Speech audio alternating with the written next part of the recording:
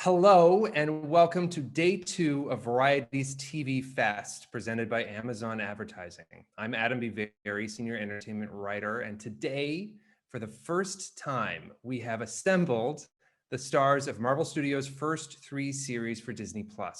And Tom Hiddleston. Is he here? Is Tom here? Did they kick Tom off? Oh, already, we're off to the races here. From WandaVision, we have Elizabeth Olsen and Paul Bettany. From The Falcon and the Winter Soldier, as you've already seen, we have Anthony Mackie and Sebastian Stan. And from Loki, we have Tom Hiddleston. Welcome to all of you. Thank you for all for being here. As we were all kind of signing in, you guys were already off to the races talking to each other, but I kind of want to get a sense of, before we dive into your shows and the Marvel experience, other than this virtual discussion today, how often have the 5 of you been in the same room together to interact with each other? Oh, always. We lived together like the monkeys did. Yeah. We live together and we write songs and everything. It's been great. Okay. We're in a bubble the whole way through the pandemic. I mean, I do feel like there's often times when we are all on set together in a tent. No, but it's been, right? I guess it's been like 2 years. Yeah. 2-3 years. Yeah, 3 The years. last time I saw you guys when we did the big Endgame scene. Yeah, so like 3 years ago, 2018. Wow. I wasn't in that scene. Tom wasn't, right? No. I saw Tom do a That's great okay. play That's on fine. Broadway though. Yes. Before the pandemic.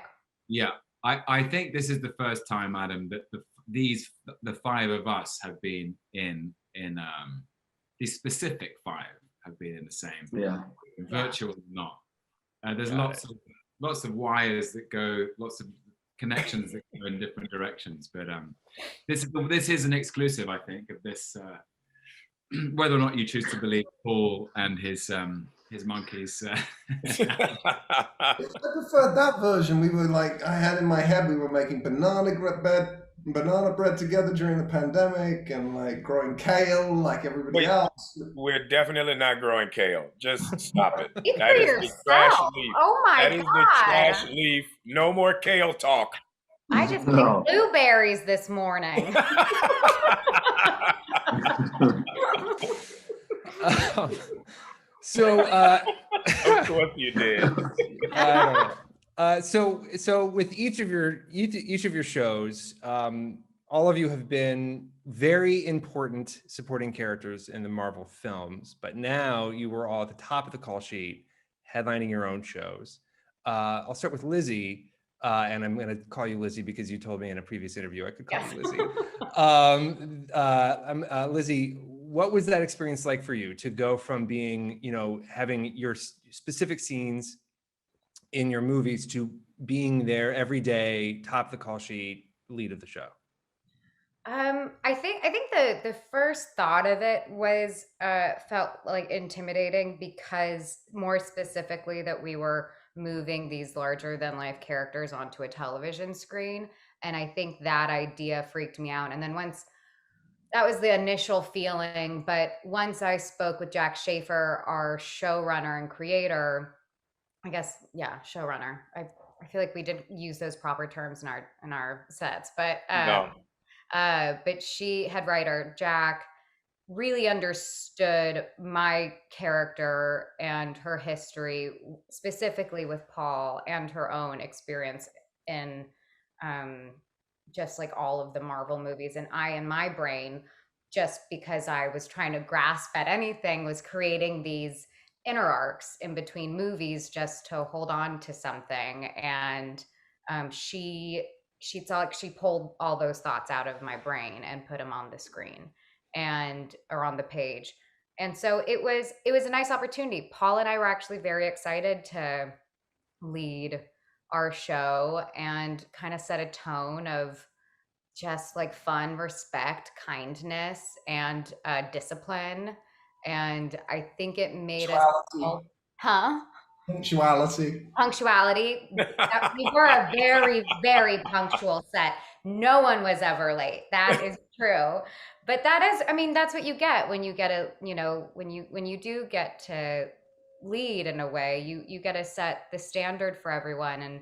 And we had a really great time making our show, and there was a lot of collaboration, and it was chaos because you're going from a movie that's like a page and a half a day to 7 pages a day. It was really exhausting, but I know we had great leadership, and not talking about us, but we had other, great leaders with Matt Shackman, our director, and Jack Schaefer. And so it was a great opportunity. And you got to work with Kat Dennings. Oh, yes, Mackie, I did. Yeah. Anthony, although I gather that everyone who knows you calls you Mackie, but I will call you Anthony. Anthony, when you were first pitched the idea of taking Falcon to Disney Plus, what was your reaction? I was horrified. It's funny because when I went to LA, I bumped into, I didn't know who, what, where, what was going on.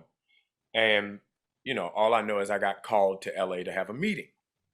So I walk into the hotel, come in the lobby, and I bump into Sebastian. I'm like, what are you doing here? What are you doing here?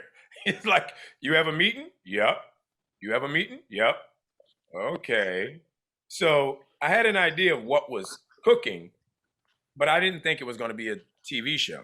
And, I would say I was very afraid and very disappointed when I heard it was going to be a TV show, because I didn't think that we could take the scope of what we had just done in all these movies and then put it on TV and it would work. And I didn't want to be like the first failed entity of Marvel. Like, you have all this amazing stuff, and then this one thing sucks, and it just happens to be me. So, because I didn't know about the other shows. When I heard they were putting like us on TV, I was like, yo, you're literally sending me and Sebastian out to pasture like 2 old cows. Why are we like, we shouldn't, there's no way you can take even like. He's being way too modest about it, by the way. After being in 17 Oscar nominated movies, I guess he's gonna have that. No way, man. No, I was mortified, and I thought it took Kari and Malcolm. Kari Skoglund and Malcolm Spellman. Yeah, and once I heard the 2 of them were on, I was like, oh well, Kevin Feige promised me that he wasn't going to dumb down the culture of the Marvel franchise that they've created, because. If it's just like, it was going to be smaller. I thought it was going to be like, Batman and Robin, the original one, where it was like, pow, bing, I mean, that would be kind of fun to see in a Marvel context too. But, I think that it sounds like that once you got going, you both sort of got a sense of, oh no, this is still going to be at the scope of the movies. Right. Yeah. And it was all the same people, and everybody can attest to this. When you do these, when you become a part of the Marvel franchise, it's almost like, summer camp. So when you show up to set, it's everybody and you never miss a beat. And, everybody, some people have kids, some people bought a car, some people did this. So it's like, you go back to seeing all your same friends over and over. And I think that speaks a lot to the culture that Lizzie was talking about. You're at work with your friends. So, of course, you're looking forward to going to work and having a good time and, bumping into Lizzie in the parking lot and tormenting her set and stuff like that, because it's fun, Tom, I understand that for you even taught like a Loki 101 course to the creative leaders of your We were not show. invited. We were not invited. Let us say, Sebastian and I were on the lot, and we were not invited. There was a whisper about it. Everybody was talking about it. Tom Hiddleston gave a 6-hour symposium about Why were we Loki, not invited? and we were not invited. We were all on the lot. Yeah, yes, we were all on the All lot. three of us And were on the lot. Sebastian and I, they made us work. They scheduled one of our biggest scenes so we could not sneak out and crash the Tom Hiddleston symposium. Did you have a laser pointer or like a telescopic thing that you could point at? He gave a 6-hour symposium about Loki. Go. Yes, Tom, we're listening. There was a whiteboard.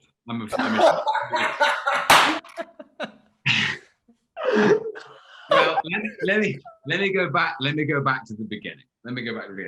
So there was a kind of like, see, our show hasn't aired yet, so I have to be careful with what I say now. But so initially, when Kevin Feige and Louis D'Esposito called me about this, they were very excited, and it was around the spring of 2018, which was when Infinity War was being released into the world, and they said,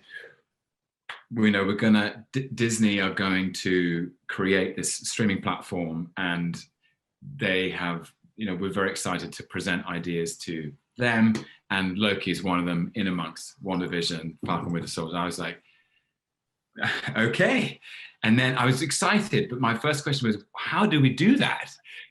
Infinity War was just about to come out, and the opening 3 minutes of that film felt extremely final. And you die. Loki dies. Yeah. And I said, well, what? How do we do that? Because they were so kind and generous, but also sort of conclusive about the way that scene was written. I think even Josh Brolin as Thanos says, "No resurrections this time." And then cut to. So sorry. So Tom, when you said, how can we do this?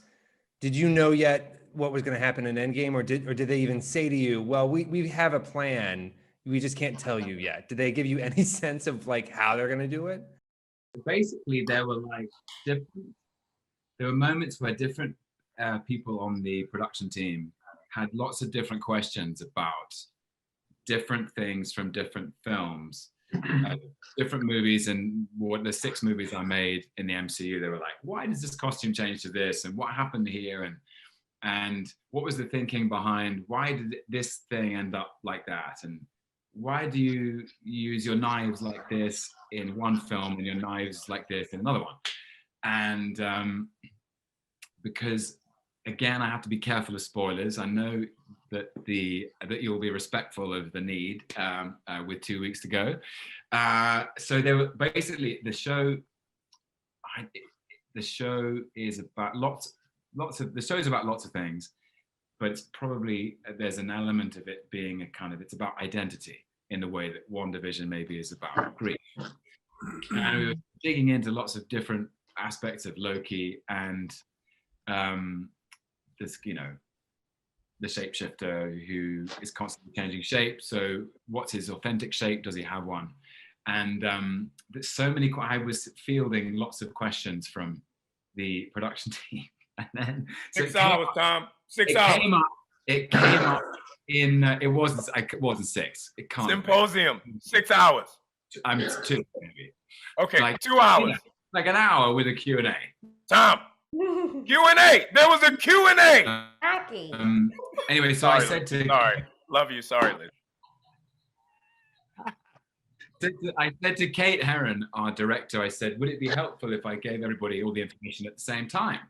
And Kate and Kevin Wright, our producer, was like, that's a brilliant idea. So it became, and I shamefully, it then became a kind of Loki lecture.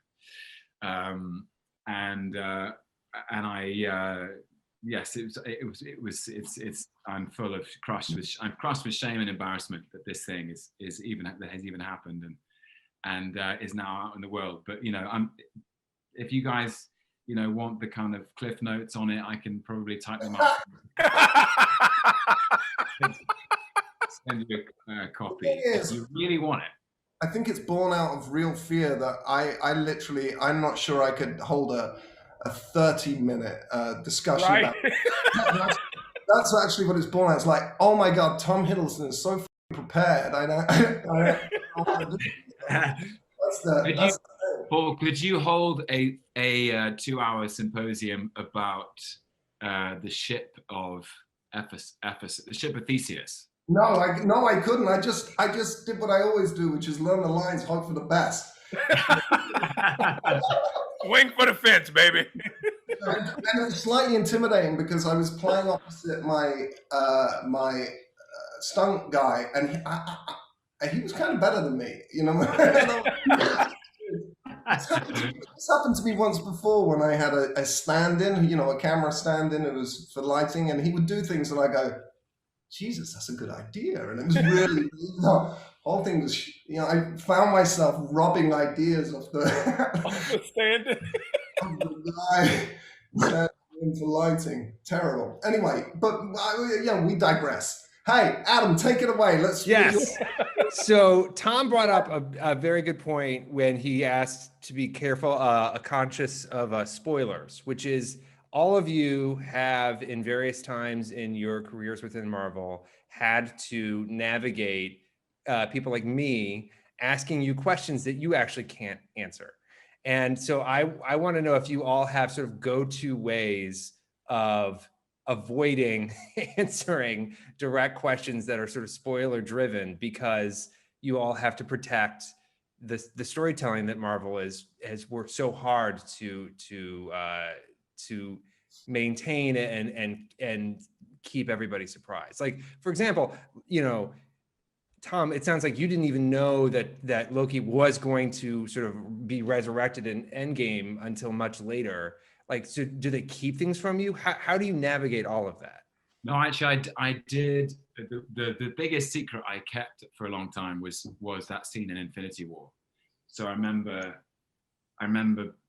going in to meet Kevin and Lou before we started filming Ragnarok, and they were kind of talking me through. Before they sent the script, they were kind of talking me through the story, and Taika, I think, wasn't in town at that time, so I just talked it through with them, and at the end of that meeting, so they were sort of describing what happens with Thor and what Chris was going to do, and the arrival of Hela, played by Kate Blanchett, and how Hulk and Ruffalo is going to be on this alien planet at the other end of the universe with Jeff Goldblum as the Grand Master, and I thought, this is great, and then where it was going to end.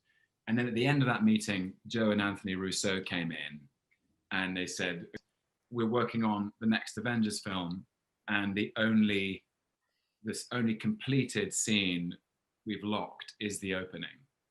And then they told me what happened in it. And so I then carried that around, sort of knowing that was going to happen for, I guess, 2 years, maybe 2.5 years.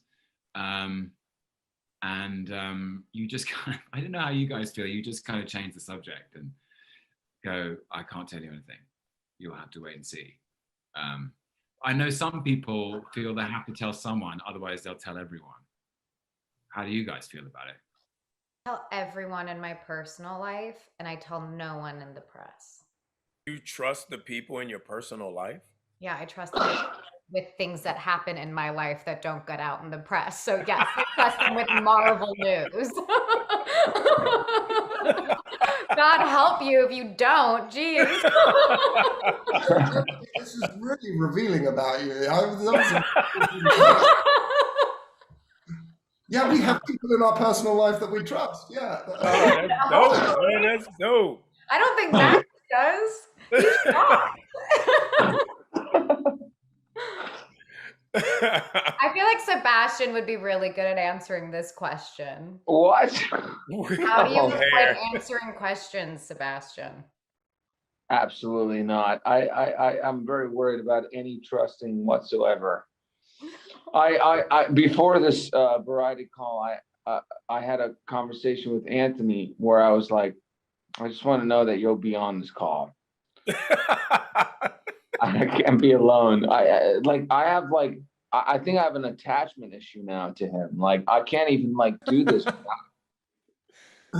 See, You're like this the is little why. brother, and the big brother just like. Why am I not the little brother? How do you say, Lizzie? I might be the little brother. How about that? I think you're the big brother, and Sebastian likes to let his big brother talk so that he can just Oh, kind of Lizzie, I'm not so have to happy say that you're anything. like I'm not love your saying analysis anything of our else. relationship. I'm not like putting either of you down, by the way. Just, Oh, there she is I'm covering just it up. observing and just like saying how I see it. Lizzie, I'm just saying, if you Nice. ever want to meet at Nice. Aroma Cafe in the Valley, I'm in. Aroma Cafe? Is this where the therapy scene came from? Right. I know. I'm just seeing it right in live. I'm seeing it live happening in front of me. Oh, that's so bad. Paul, I'm going to pivot to you for a second. Your character Vision has arguably evolved. Well, the part that you've played in the MCU has evolved. I don't even know if it's necessarily like really the same character entirely. Yeah, he started off as a desktop. Yeah, he started off as a voice. He started off as a PC. This motherfucker, he started off as a Gateway 700. And then you became Vision, and now, you know, a spoiler for the end of WandaVision, there's another version of Vision now that's out there in the MCU. You know, God knows when we'll see that again. But could you talk about, you know, for you how that's been to have this your time in the MCU just continually perpetuate and sort of start over again, and every time you think it's over, then they tell you it's not. What that has been like for you? Well, last time it was pretty great because you know, my contract was up and I'd just been called twice, and then I got a call from Kevin Feige, and you know when the boss calls you and your contract's up, I went to my wife and went, I think it's over. So I went in there, and because I'm British, I was like, you know, I don't want anybody to feel bad. So I just went in full on, like, it's been a great ride. I love you guys. No hard feelings, please. And he looked at me and went, are you quitting? And I went, you're not firing me? And they went, no, we're gonna put your TV show. So I was poised, unlike Anthony, I was poised to go, absolutely, I can keep the kids in private school. It's gonna be great. But to answer your question more seriously, yeah, it's been a fun ride. I think I was concerned about how on WandaVision I keep him being the Vision, and I think at the core of the Vision, you know, because he's all changed, right? He's Ultron, he's Tony Stark, he's Jarvis, and then I just, you know, threw a bit of you know, some sort of 1950s comedy into it, and it seemed to hold on. If the center of Vision is decency, you know, it can kind of absorb some other shit. So that's what I did. Sebastian, when Bucky fell off of that train, in Captain America, the First Avenger, did you know that he was going to be coming back at that point? Did you know that then? No, they were at first they were gonna have this like green sleeved arm, and I was like, oh, perfect. And then they were like, you know what? We don't know. So then they gave me the real arm back, and yeah, I don't know, not much after that. So when did you find out that he was going to be coming back for Captain America: The Winter Soldier? A friend of mine called me and said, hey, bro, I'm at the San Diego Comic-Con, and you're in the title of the next film. And I was like, oh, cool. Seriously? They didn't. Yeah. I don't know. We seem to find these things out like in weird ways, I guess. I don't know. So did you, you know, you've been playing this role now for off and on for 10 years, as has Tom. You know, how has it changed your life? Well, Tom, how's it changed your life? I mean, I'm just, you're just trying to kind of like still have some sort of a life, I guess, without someone commenting on it. It's like this. It's like if I move this piece of paper from left to right, someone's gonna have something to say about it, and I just think that's really funny.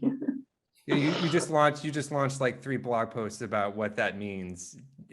And professionally speaking, how is it affected for all of you? How has being part of the MCU changed the trajectories of the kinds of projects you can do outside of the MCU, the amount of commitment that you have to make with your time within the MCU? How has that affected your lives professionally? I'll answer this genuinely and not make a joke about it. I what it allows for all of us is that we all have a number sign above our heads when we make independent films, and whether or not we can sell them internationally to help get financing. If we want to do that, it does allow us to be able to do that. So I think that's a great benefit to being a part of such a huge international franchise. Genuine. Yeah. Way to go, genuine. I love these films, I have to say, and I have been in less of them than I think everybody else on the Zoom, and I don't want to embarrass you, Paul, with sincerity, but I remember going to see the first Iron Man when I can't remember, I was doing a TV job for the BBC, and I was working abroad and went to the local cinema, and I came back, and I was like, that was amazing. That was an amazing movie. And everyone in it did amazing work. And the idea that I would ever get to be in anything like that felt so remote at that time for me. I didn't know how on earth I would be able to get, I thought, wow, this is great. And I was thinking, maybe you do get mad love for Jarvis, but like Jarvis is great. And that's why you've evolved into the Vision, and that's why you're still here. It's been life-changing because these films mean so much to so many people, and that is a privilege.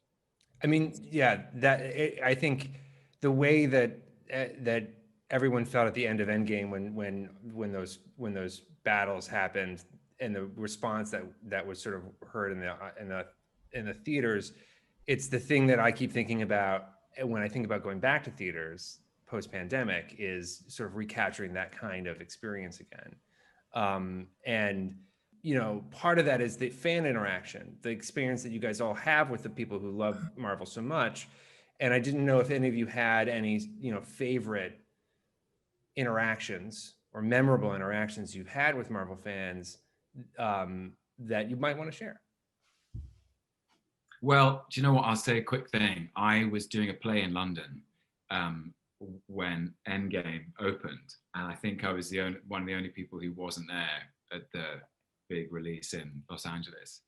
And 2 very old friends picked me up from the stage door one night, and they booked some tickets to a midnight screening. And I went dressed in like a scarf and sat in a cinema in London and watched it with the first crowd. And that's when I realized like what an extraordinary event these films are when they come out. Like I wasn't in an industry, it wasn't an audience full of people from our industry, it was an audience full of the real audience. And it was such a delight to be kind of in amongst it, and to feel the responses and to hear them. They're so vocal, so emotional. So yeah, that was a really fun experience to just be back in touch with the real thing, I guess. Yeah, I think Tom's right in that you don't have to look at it through the sort of prism of what being in the Marvel franchise can do for you, but rather what you can do for the Marvel franchise. No, it just began to sound like that, but that's not what I meant. What I meant was WandaVision, for instance, was just on its own one of the most creative and fun experiences of my career, and so I don't even think about it in the context of everything else. It is what it is, and there you're working with the greatest technicians in the world, you know, and like Anthony says, you're going to see all your friends again. It's been such a great time, and really, really creative and imaginative. So I love it. I want to talk a little about the world building in the MCU. One of the things that's sort of great about the way that Marvel operates is that each sort of movie feels sort of unique unto itself as its own kind of thing, but it's also part of this larger cohesive storytelling universe. That was, I think, appears especially true with these shows. Each of these shows are very different from the other. So, how, these are things that, we rarely get to sort of talk about because we're so focused on like this, the grand spectacle of it all. But like the props, the sets, the world building, could you talk about, for you guys as actors, what it's like to step onto those and have that help your performance and help you sort of believe that you have these incredible powers or these incredible abilities, and sell that story? Lizzie, why don't you go first? Oh, I was just thinking about how important my wigs are to me when you just told me to speak. I really, I think the wigs that I put on, whether it was for the 50s or the 70s or Scarlet Witch wig, you have like 14 wigs. It totally puts me in a funny mood, and I love it. And it's something that once I'm out of that chair, I'm like, I feel like I have my invisible cape on.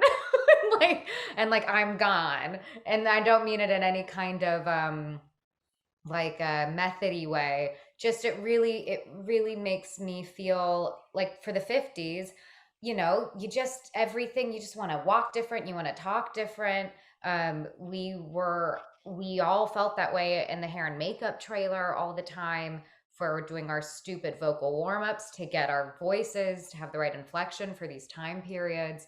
And so yes, there's that part of the world building. And then with specifically with WandaVision, it was kind of incredible to watch our production design team create this nuclear home that shifted based on whatever reference we were giving an homage to. And whether it was the multicam set of the Dick Van Dyke Show or the Brady Bunch, we had a tree, we had a plant that grew every single episode. Like no one would know, but like we got so much joy knowing that plant was growing every decade. And then in the penultimate episode, it was like dead. It was like a dead tree. And I just love those details, and it really makes us feel like a piece of the fabric of the set. And oh God, not to mention our exteriors and like all the nights our entire crew were doing to paint the picket fences, paint the houses different colors, get different flowers out. I mean, it was really remarkable what Paul and I got to see our crew build. It was really inspiring. And everyone's working so hard, so you need to work that hard. You need to work harder, and everyone's just lifting each other up. It's really you're working with the greatest craftsmen and women, and it makes you be better.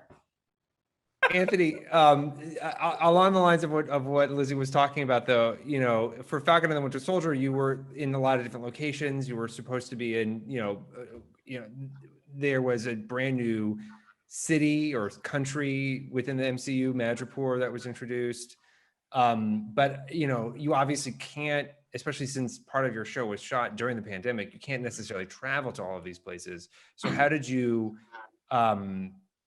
what was it like for you to have this sort of international show and have that be part of what you were doing with the Falcon and the Winter Soldier? It was when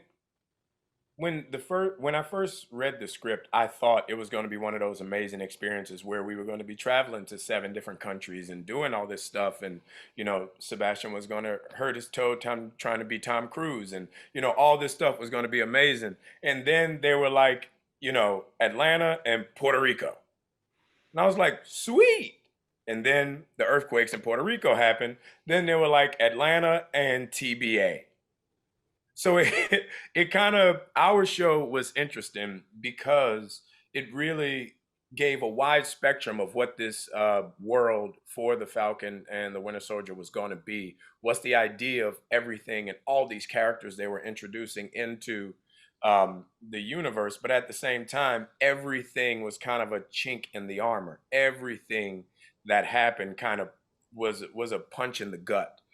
From us not being able to know our location, from the pandemic, from the earthquakes, there were so many things that were like set in our path that were speed bumps. So it was really a group effort with cast and crew to keep the morale up, and every location and every opportunity and rewrites and everything to really make the show work the way it did. I think the best thing that happened to us that we were taking out the first slot and put in the second slot, because I feel like WandaVision was so amazing because it really set the vocabulary for what Marvel was going to do in the streaming universe.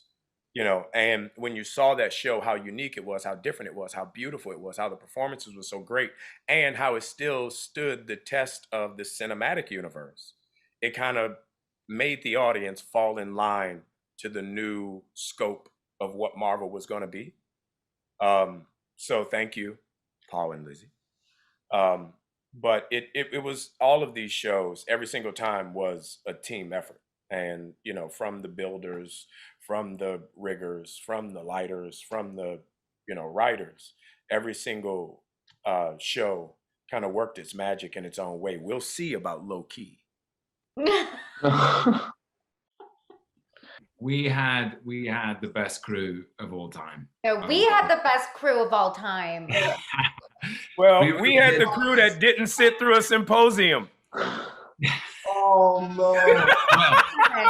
Well, the thing about that crew, I guess about 2/3 of Loki was made after the lockdown, and so if I had any chance to publicly salute those guys, because coming back, we did 6 weeks of Loki, and then pandemic hit, shut down.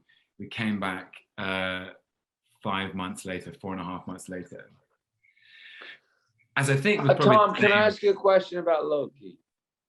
Yeah. Do you get to improvise? Do you like? Are you like? Do you get to be like? Do you get to go off at all or no? Or is it pretty scripted? Like how? Or did you find that in there? Yeah, we found. I mean, it's like always. I feel like with every experience I've had with Marvel, it's like it's a mixture of the two. No, there's something written. There's a script, and you start there, and then but it can spin off and change and depending on the day, depending on the scene, depending on the complexity of the setups and the shots, and you're like, well, we've kind of planned for this wire gag, and there's a mat for you, but if you do something else, we don't know if you're going to hit them. Can you hit the mat? We need you to do that, and otherwise everyone's in trouble. But there was definitely room to play and to be inventive. I mean, it sounds the same as like when we were on set, and I had to remind Anthony that Daniel Bruhl was in the scene. I was like, Anthony, Daniel is in the scene too, right? Like, oh, sorry, but like, yeah. I guess there's a collaboration aspect to this whole thing, as you go. Yeah. I don't know. And we Owen Wilson, who sadly isn't on our is so inventive and so imaginative and so spontaneous. He would always bring new things and new things to the table.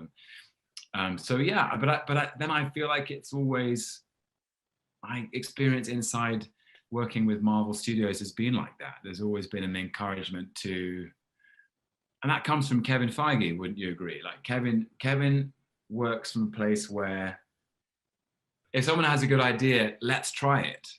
Yeah. And that's the way the studio works is if someone has a good idea, it doesn't matter where whoever has it. There's no hierarchy of good ideas. If you have a good idea, then pitch it, and maybe it'll be in the thing. And that's what I love about the studio is they're so fleet-footed and so dexterous like that. They can go, oh, that's interesting. Let's try this. How many times during your shoot did you talk to Kevin Feige, Tom?